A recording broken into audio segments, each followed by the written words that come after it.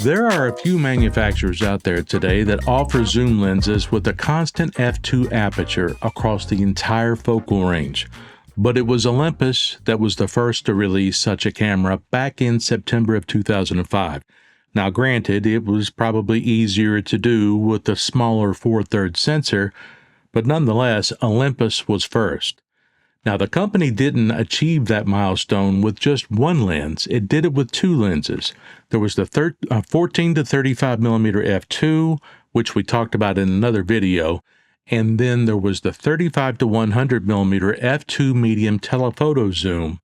And I have it right here for you to look at. Now, we'll talk about some things about it in a little bit, but I'll just give you a quick peek at it here just so you can see what size it is. I don't have the lens hood on it right now. I have the lens hood right here.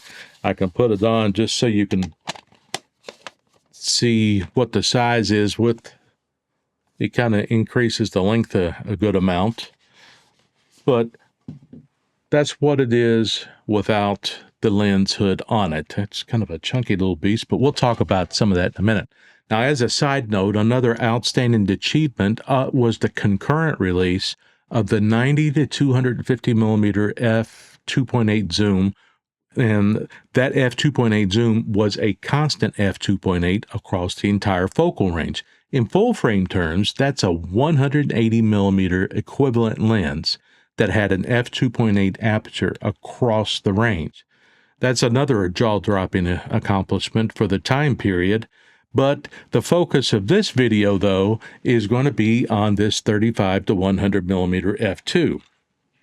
Now, that is a focal range equivalent of 70 millimeters to 200 millimeters in full frame terms.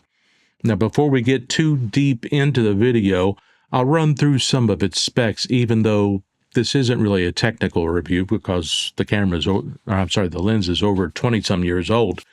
The 35 to 100 millimeter f2 lens includes 21 elements into 18 groups. There's one super ED element and 4 ED elements. It has a filter thread size of 77 millimeters, and it offers 9 diaphragm blades. Now, we talked about the 11 to 22 recently, that it only had 7. This one has 9. It's not quite as good as some of the lenses of today that are offering 11 diaphragm blades, but 9 is definitely better than 7. The closest focusing distance is 1.4 meters, and its minimum aperture is f22. Now, the 35 millimeter f2 zoom, honest to God, it feels like it's solid enough to serve as a nuclear fallout bunker. If you were small enough to fit inside of it, it is one of the most weatherproof lenses probably ever made, since that was a top priority for Olympus on its pro bodies and lenses, and that's really what Olympus is known for. That's kind of what they hang their hat on, is the weatherproofing of some of their gear. Now, this lens is incredibly built, though with all of that metal and glass, that comes at a hefty price, and that price is the weight of 1,650 grams. Now, just for a frame of reference, Canon's current RF 70 to 200 millimeter f2.8 LIS USM, these companies on all their letters, USMZ lens. That's their most recent lens, not the little compact 7200 that extends. This is their most recent internal zoom lens. It only weighs 1,115 grams, so around 500 grams less than this Olympus lens. Nikon's outstanding 70 to 200 f2.8 BR-S2, I think that's all the letters, weighs 1,180 grams, right around the same weight of the Canon. So despite the smaller 4/3 sensor size, it takes a lot of glass to open things up to f2 across the entire zoom range, and that translates to a bigger size and extra weight.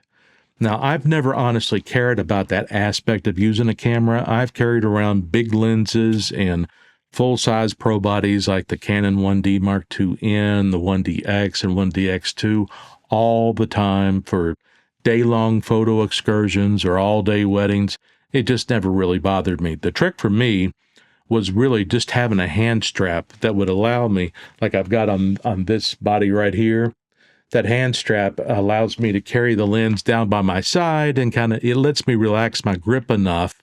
And the hand strap keeps the camera from, slipping out of my grip while it's just kind of hanging there loosely there. So I don't feel that strain all day long.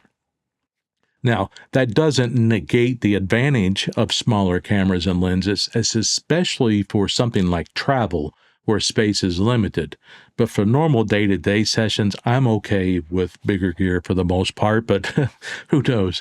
Another 10, 15 years, maybe I'll change my mind, as I get a little bit older and, the body changes after that kind of time period.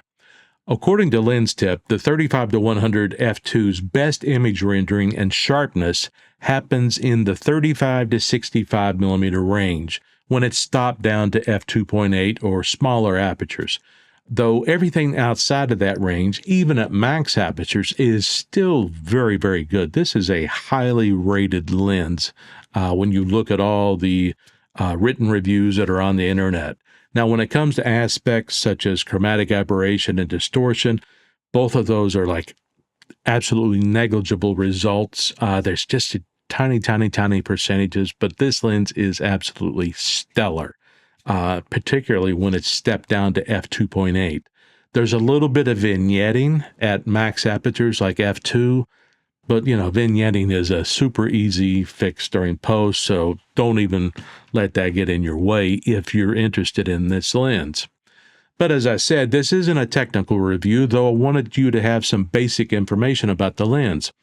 This video is really about my impression of the lens during my use of it during, I don't know, I think I've had it 7 or 8 years or so. So I think that's about the time period. But right out of the gate, I'd have to say that it's utterly fantastic when it comes to image quality.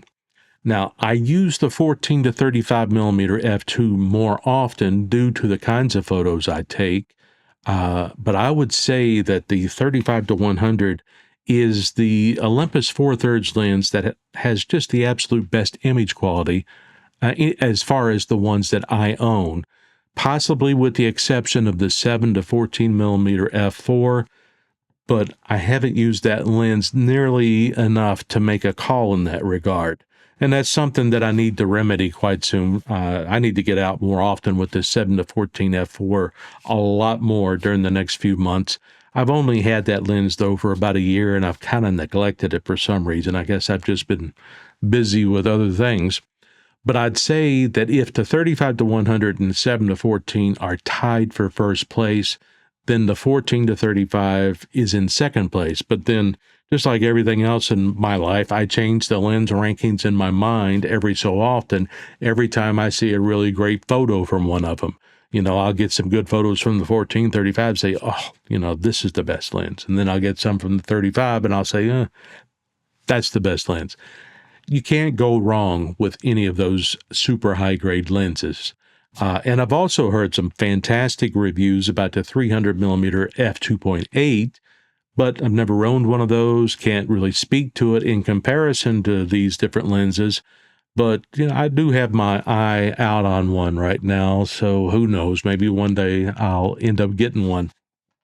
So, is everything sunshine and rainbows in the land of the 35 to 100 millimeter f2? Not really. It does have a bit of a flaw, though I wouldn't call it a fatal flaw. Unlike the 14 to 35 millimeter f2, the 35 to 100 millimeter lens does not have the supersonic wave drive autofocus system. That means that the 35 to 100 is a touch slower during autofocus. It's not abysmally bad, but it's noticeable in comparison to lenses like the 14 to 35 f2 SWD or the 12 to 60 millimeter SWD, and maybe even the 50 to 200 SWD. That makes it, and the biggest advantage of the SWD is it makes the lens quiet. Well, since the 35 to 100 does not have that system, it makes it not very suitable for quiet events like weddings or christenings, where everybody's kind of quiet while there's a ceremony going on. The grinding noise that this lens has can be a little jarring and a little distracting, but I don't shoot weddings anymore, thank God. So the noise really isn't a factor for me, though I still don't use the lens quite as often as the 14 to 35 f2. So you go figure. But I tell you what, it just hit me. Maybe I can let you hear the lens focus here. I don't know.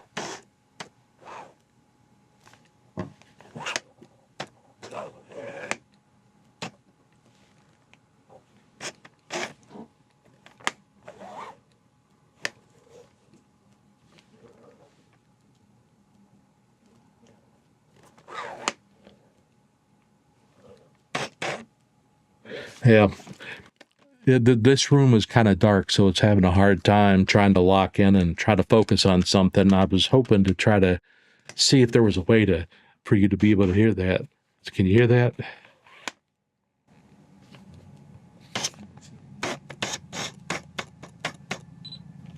Okay. Anyway, you can hear it. I'll check the audio levels in the video to see if that sound is present. If it's not, then maybe I'll just go ahead and cut it. Who knows? Now, as far as the autofocus goes, Olympus put a couple of features on the lens to help with the issue of its slightly slower travel.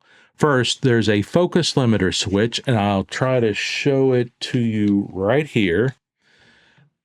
Now, that focus limiter switch lets you select normal, full range focusing, distant focusing, or close-up focusing. The ranges are, let's see here, 3 meters to infinity, 1.4 meters to infinity, and 1.4 to 3 meters. Basically, what the limiter does, it sets a smaller focal range for your camera to search for focus so that it doesn't hump from one end of the zoom range all the way back to the other. For example, if you're trying to shoot some wildlife that's a little ways off from you, you can set the limiter to 3 meters to infinity, since there's no need for the lens to come all the way back and try to focus closer to where you are, and when the subject is further out.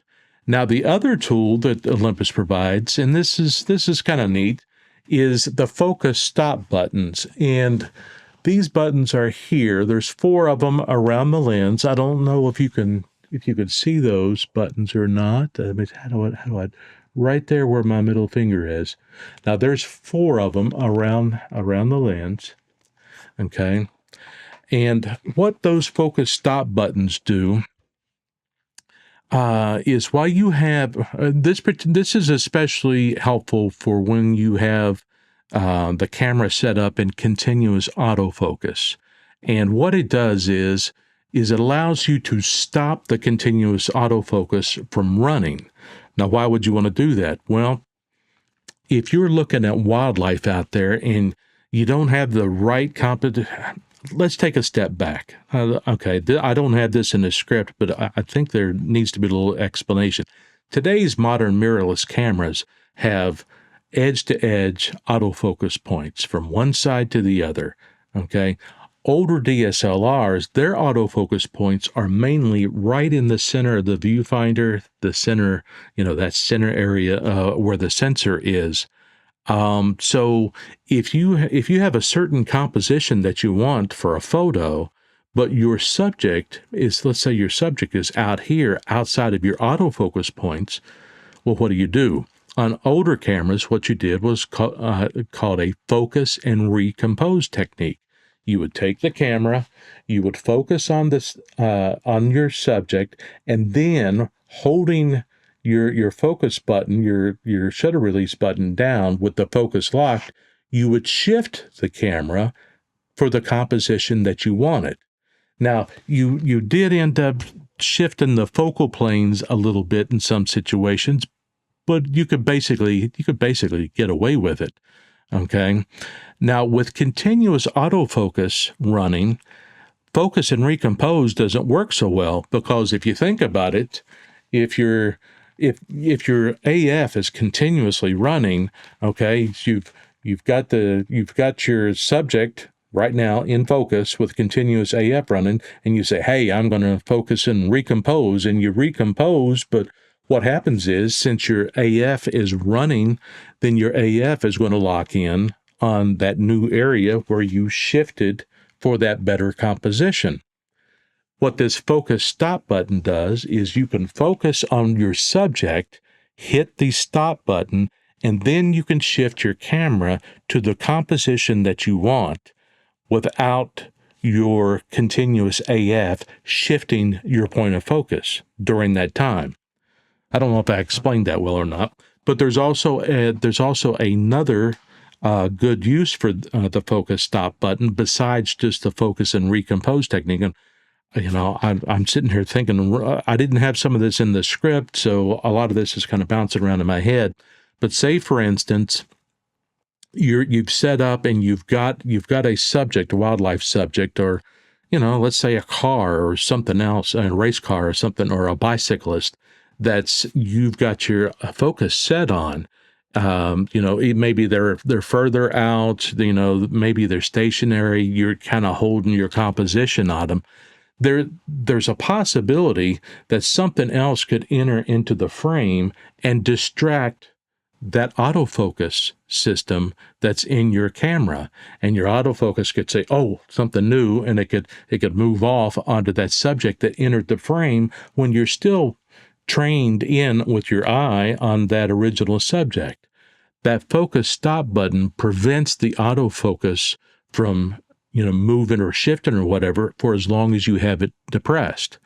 Okay, so you don't have to worry about something else coming into the frame and stealing focus from your subject. Now, those focus buttons are a nice tool to have at your disposal, and they're probably more relevant to these older DSLRs because, like I say, the new modern mirrorless cameras have edge-to-edge AF points now, and plus you've also got the eye tracking and the AI autofocus systems that are just so good at tracking whatever that you want to track. These older cameras, though, they need a little bit of extra help, and that's what those focus stop buttons are good for. Now, the zoom ring on the 35-100 has a fairly short throw to get through the whole range. Look at my thumb here. So you don't have to shift your hand or do multiple turns or none of that to get from one end of the range to the other. It's this ring. It has a grippy texture to it, makes it very easy to get a purchase on it. Like I say, with just a flip of the thumb here, no problems at all getting that zoom range to work properly. And it's a pretty well dampened feel to it. It's a little, I think it's a little tight in areas, but it still feels really, really, really solid and tight and well damped and everything. The focus ring, though, while it's also nicely textured, not quite as nicely textured. You don't have that pebbled thing. You have more of these straight lines here. Sometimes I forget that you can't see what I'm looking at. But this is a focus by wire affair, and I don't particularly like that. That means that you can't focus the lens manually unless the camera is turned on to receive the signal and make the adjustments to focus. That's more and more of a thing these days, but I wish more lenses were mechanically coupled, if nothing else, than just for that old school feel. So now you have a basic understanding of what the 35-100 millimeter is, as far as, basic specs, background info, and build quality. All that's really left to do is show off some images that I've gotten with the 35-100 f2. But I do want to touch on one other thing, just in case there are folks out there that don't remember or understand this part. Yes, there is a constant f2 aperture across the entire range. That means that the user gets one more full stop of light available than standard f2.8 zoom lenses. That's great for helping with exposures, especially in low light situations. However, despite that extra light for the exposure purposes, the f2 aperture translates to a depth of field similar to what you would experience at f4 on a full-frame camera. That's due to physics and the smaller sensor size of 4/3 DSLRs. So you're probably never going to get, that same level of background blur or blowing out that background that you would get with the full-frame camera. Even at f2, that's just how physics works, and that's mainly, like I said, due to the smaller sensor. So bear that in mind. You still have, sometimes, here's something else that I didn't put in the script, but I'll go ahead and say, sometimes I like the fact that I can have that extra stop of light for exposure, but I also like the fact that I have that extra depth of field, because sometimes when you open your lens wide open, then you're on a full frame camera, your focal plane or your acceptable focus range is so razor thin that sometimes it makes shots really bad. But the thing about the Olympus and the Panasonic 4/3 lenses and even micro 4/3 lenses is that they've got these beautiful lenses that you can open up to apertures like f2, and Panasonic has the f1.7 and so forth. But even opening up that wide, you still get a good depth of field with them, because you've got that ×2 crop factor, and that ×2 crop factor results in ×2 the depth of field as well. So if you have that f2, that's f4, f2.8 is f5.6. So sometimes, especially when I do things like product photography, I like the ability to open it up wide as I possibly can to gather that light and get that exposure that I want. But at the same time, I'm still getting a little bit of depth of field. I'm not a bokeh meister, like a lot of people are. Sometimes I like that little depth of field there, just for some details. Bokeh is great in the right circumstance, but I do like the ability to open these lenses wide open, and still get have a little margin of error there, and have a little bit more depth of field to play with, especially in those low light circumstances. So I've kind of gone on and ranted about that too much as it is. Anyway, here's some images that I've taken with the 35-100 f2. As I've mentioned in other videos, I typically keep the 35-100 on an E5 just because of the image stabilization that's available on the E5. So quite a few of these images are the same as the ones in the E5 video, but I've also included some images taken with other cameras like the E30, the EM1 Mark II, and the E1.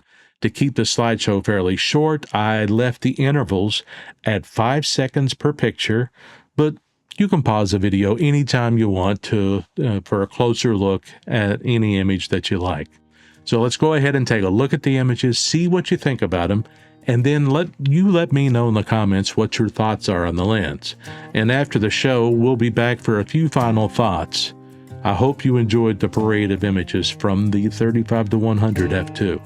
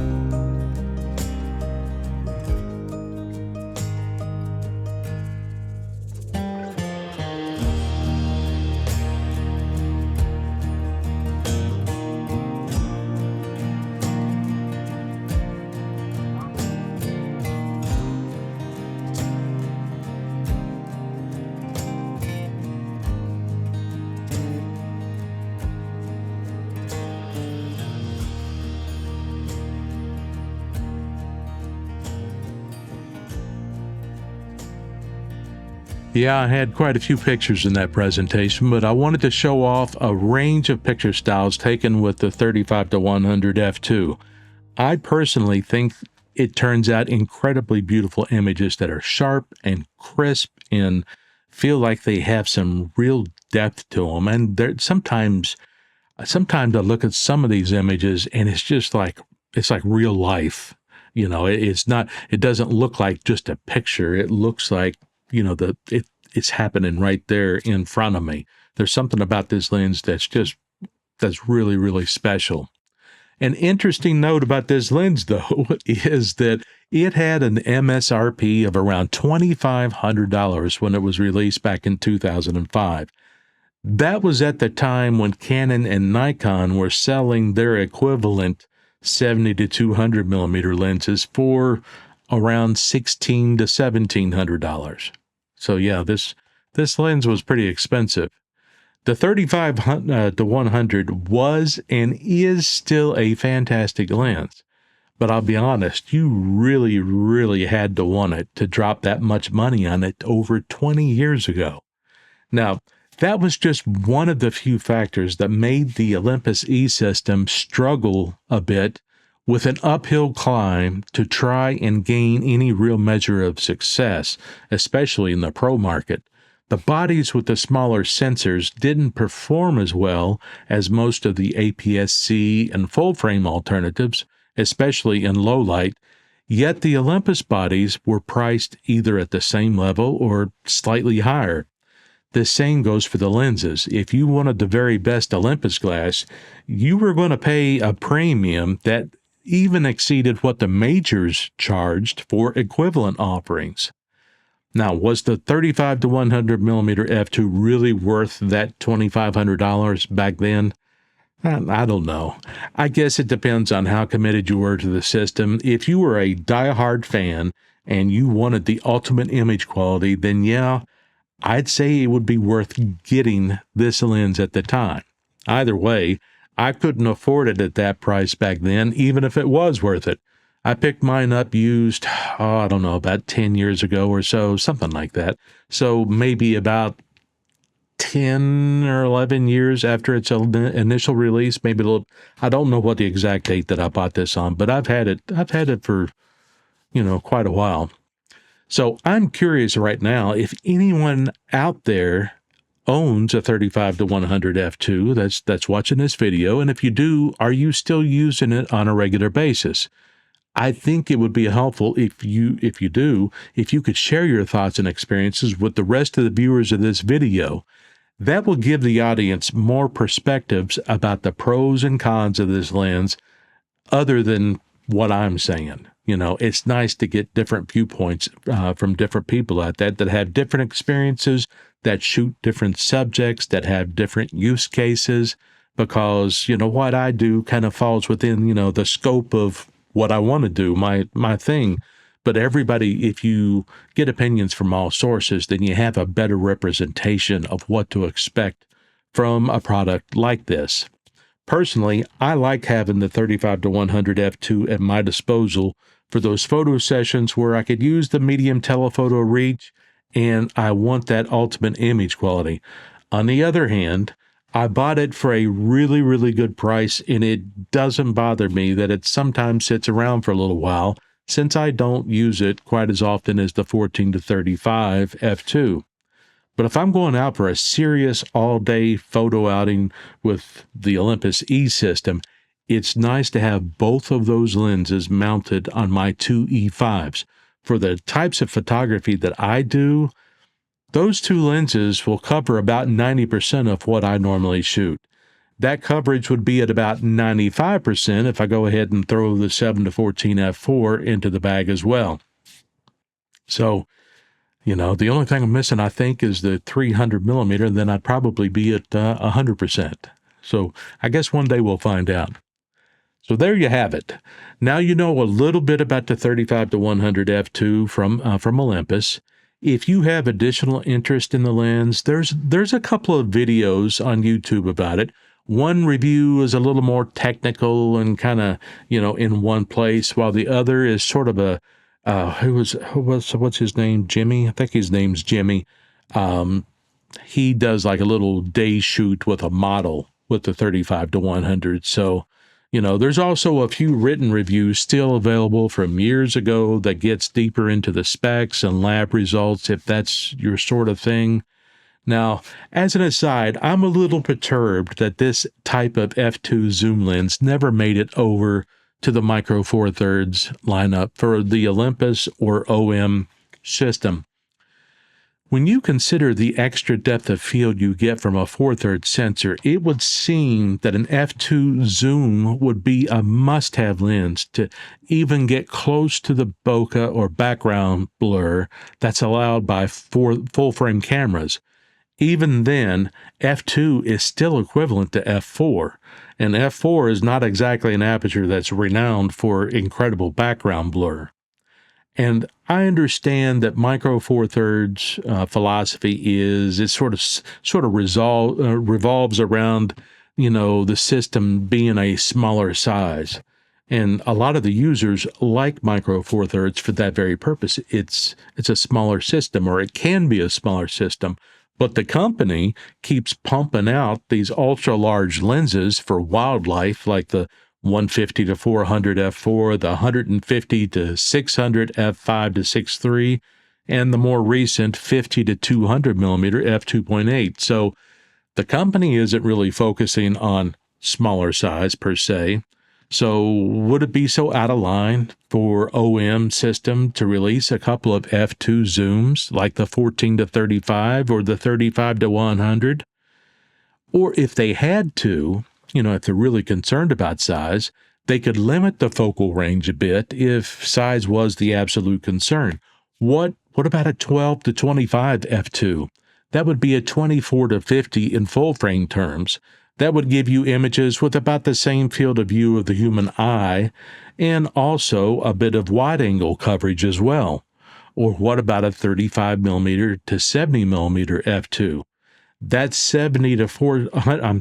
70 to 140 millimeter full frame equivalent would be ideal for portraiture or for a bit of extra reach for street or landscape photography.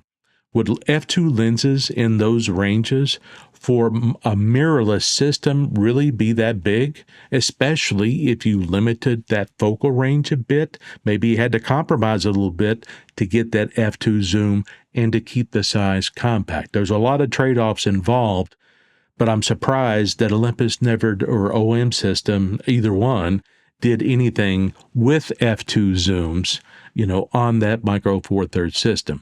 But that's neither here nor there.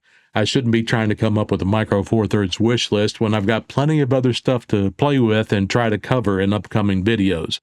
At least you got to look at the Olympus Four Thirds 35 to 100 f2 and you have an idea of what it's about and what it can do.